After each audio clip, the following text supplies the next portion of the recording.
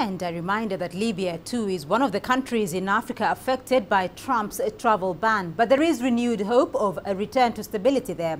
Libya's conflicting factions have reportedly agreed to hold presidential elections by February of next year. The agreement comes after Libyan Army Commander Khalifa Haftar was supposed to meet with the UN-backed government's Prime Minister Fayez Sarraj. We are getting reports now that the meeting did not actually take place, and still the Egyptian armed forces say both parties came to several agreements, including the election plan.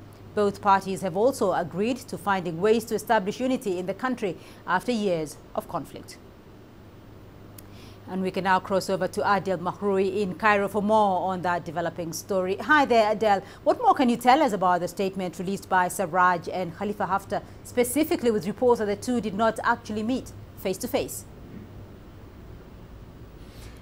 Well, we have not seen them meeting, and that's definitely the case. But what we have been learning recently, according to a Saudi newspaper, that Fayez Sarraj said that both Khalifa Haftar and Aqil Saleh, the Speaker of the internationally recognized parliament based in Tobruk in East Libya, they both have refused or rejected to meet al-Sarraj in Cairo, despite that this was primarily Cairo's intention to make the three sit together on a negotiating table to put specifics to the general agreements. But instead, Egypt had to meet each of them on their own, trying to reach a common grounds between them, and this is what has reached to the announced agreement. So they have not sat together, that's true, but according to the information we have until now, it does not mean that the agreements Cairo announced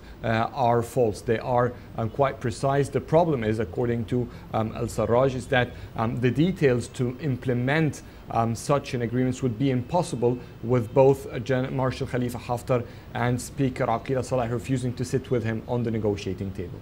Well, Adel, Egypt has been key, but what exact role has Egypt been playing in these talks? And is the government there, though, encouraged by those talks, even though the two did not meet?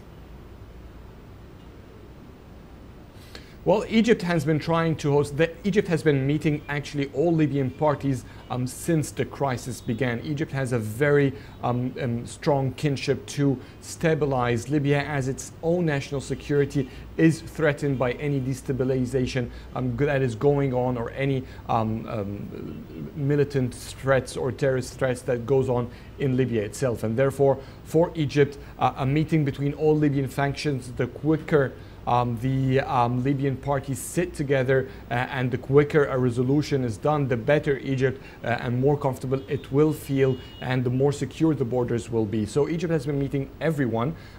It has been trying to push for a meeting between particularly Marshal Khalifa Haftar and Fayez Sarraj, as both have been quite in a clear rivalry position, with Marshal Khalifa Haftar refusing to give in to Fayez Sarraj's government and hand him over the national command of the Libyan National Army.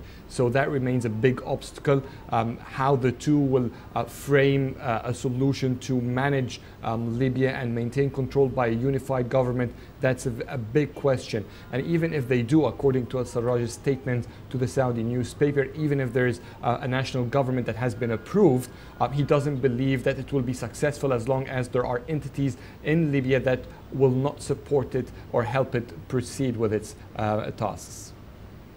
Right, Adel Mahroui for us there in Cairo.